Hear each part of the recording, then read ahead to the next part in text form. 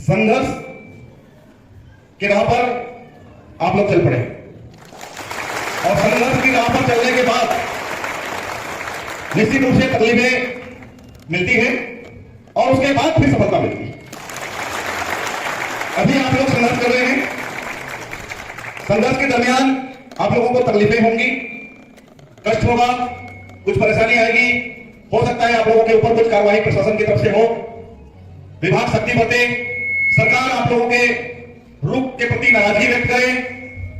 लेकिन आप लोगों को मैं बताना चाहूंगा और यही बोलने आया हूं आप सबके बीच में कि इन सबको हरा करके, तकलीफों को, परेशानियों को, नाराजगी को सख्त कार्रवाई से निपटते हुए जब आप निरंतर आगे बढ़ते रहेंगे तो आपको सफलता जरूर मिलेगी। ये मैं कहूंगा। और हम लोगों के संघर्ष के इतिहास में ये हमने देखा, लगातार शिक्षाकर्मी के आंदोलन के बारे में आप लोगों को पता है, शिक्षाकर्मियों के संघर्ष के बारे में आप लोगों को पता है और उन्हीं संघर्षों के कारण आज शिक्षाकर्मी जो प्रथा है वो समाप्त हो गई। 1996 से लेकर के 2017 तक 18 तक हमने संघर्ष किया। 1996 से पहले, 95 से पहले नियमित शिक्षकों के पदों पर भर्तियां होती थी। 1995-96 से शिक्षाकर्मी, संविदा शिक्षक के पदों पर भर्तियां हुई और भर्तियों के दरमियान संख्या हमारी बढ़ती गई और संख्या इतनी हो गई, लगभग 2 लाख की संख्या हम लोग के पास पहुंच गए। और हमने संघर्ष करना नहीं छोड़ा।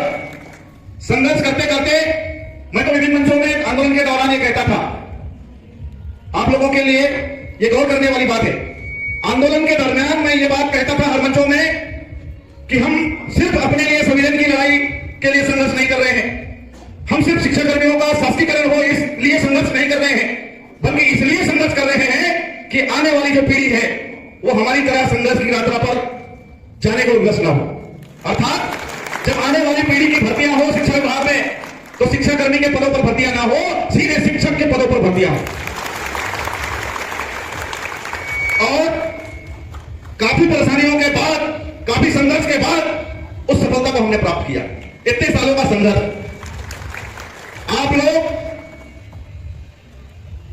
बीएड धारी हैं। मैं तो भाई वर्मा जी, यश वर्मा से लगातार संपर्क में रहता हूं। पीएससी की कोचिंग करवाते थे, मतलब स्टूडेंट को पीएससी की तैयारी करवाते थे। इसी प्रकार से आप लोगों के बीच में बहुत सारे शिक्षक, चाहे महिला हो पुरुष हो, योग्यता रखते हैं और ऐसी योग्यता रखते हैं कि आप लोग शिक्षक के अलावा ऊपर उच्च पदों पर भी जा सकते थे। लेकिन आप लोगों ने रास्ता चुना शिक्षक जैसे गरिमामय पदों का निर्माण करने का। आप लोगों ने रास्ता चुना। आप लोगों की योग्यता में किसी प्रकार की कोई कमी नहीं है। मैं आप लोगों को बता रहा हूं और मुझे परहेज भी नहीं है इस बात को कहने में कि जब हमारी भर्तियां हुई या शिक्षा कर्मियों की भर्तियां हुई तो उस समय आप लोगों के जैसे टैलेंट या योग्यताधारी ज्यादा नहीं मिलते थे। आप लोगों की योग्यता तो भैया आईएएस बनने की योग्यता है, बड़े बड़े पदों पर जाने की योग्यता है आप। और हम लोग बावजूद उसके संघर्ष करके, लड़ाई करके शिक्षा विभाग के कर्मचारी बन गए, अर्थात शिक्षक बन गए। विडंबना है, इतनी योग्यता रखने के बाद भी आप लोगों की नौकरी पर अभी संकट आई हुई।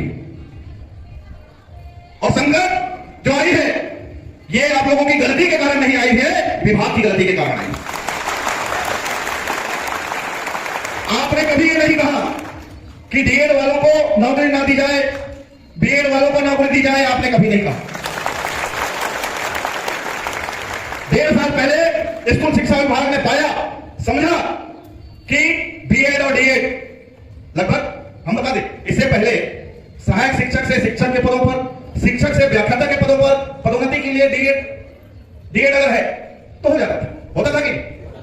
लेकिन अब जब से आप लोग आए हैं ये नियम आ गया, डीएड बीएड। हमारे डीएड पुराने शिक्षक देख लीजिए, डीएड योग्यताधारी व्याख्याता है, आप प्राचार्य है ना, लेकिन विभाग की गलती के कारण आप लोगों को नौकरी मिल गई। 1.5 साल आप लोगों ने नौकरी किया है, तो आपका हक बनता है, आपका अधिकार बनता है कि आप यथावत रहें। माननीय सुप्रीम कोर्ट का फैसला का हम सम्मान करते हैं। माननीय सुप्रीम कोर्ट जो सर्वोच्च न्यायालय है, उसने जो फैसला दिया है उसका भी हम सम्मान करते हैं।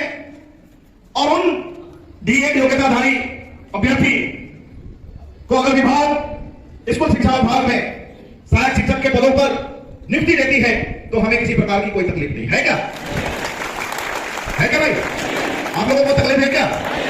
भैया उनको भी देनी चाहिए नौकरी, लेकिन चूंकि आपने ही हमको नौकरी दी है साहब 1.5 साल पहले, इसलिए आप हमको निकाल नहीं सकते। आपको यथावत रखना पड़ेगा, आपको कहीं ना कहीं आपको समायोजन करना पड़ेगा, अन्यथा स्कूल शिक्षा विभाग के ऊपर एक बहुत बड़ा कलंक लग जाएगा। मैं फिर से आप लोगों को कहना चाहता हूं कि तकलीफ, परेशानी, शक्ति के बाद सफलता मिलती है, और इन सब को आपको निपटना होगा, परेशानी से निपटना होगा, तकलीफ को पार करना होगा। जब सरकार और प्रशासन की तरफ से शक्ति बढ़ती जाएगी, उसको भी पार करोगे तब आपको सफलता मिलेगी। यही बात कहने के लिए आया। आप लोगों को निराश होने की आवश्यकता नहीं है। सरकार आपको इस तरीके से बीच मझधार में छोड़ नहीं सकती। मैं आप सबके सामने यह बात कहना चाहूंगा और सरकार से अपील करना चाहूंगा, स्कूल शिक्षा विभाग से निवेदन करना चाहूंगा कि चूंकि आपने नौकरी दी है और 1.5 सालों तक इन्होंने नौकरी की है, तो आप इनको निकाल नहीं सकते। इनके लिए रास्ता आपको खोजना पड़ेगा, और हम नहीं खोजेंगे। रास्ता विकल्प ढूंढने का काम आपका और हमारा नहीं है। रास्ता और विकल्प ढूंढने का काम सरकार का है, विभाग का है। छत्तीसगढ़ प्रदेश संयुक्त शिक्षक संघ आपकी इस लड़ाई में साथ है, और सदैव आप लोगों के जो मेन लीडर हैं उनके लगातार मैं संपर्क में रहा हूं, और हमारी चर्चा भी सचिव स्तर पर और डीपीआई में हुई है 1-2 बार। तो आप लोगों को मैं कहना चाहता हूं कि यथासंभव छत्तीसगढ़ प्रदेश संयुक्त शिक्षक संघ आप लोगों को सहयोग प्रदान करेगा। आपकी नौकरी जब तक स्थिर ना हो जाए, आपकी नौकरी जब तक सुरक्षित ना हो जाए, तब तक आपको इस संघर्ष को जारी रखना पड़ेगा। बहुत बहुत धन्यवाद।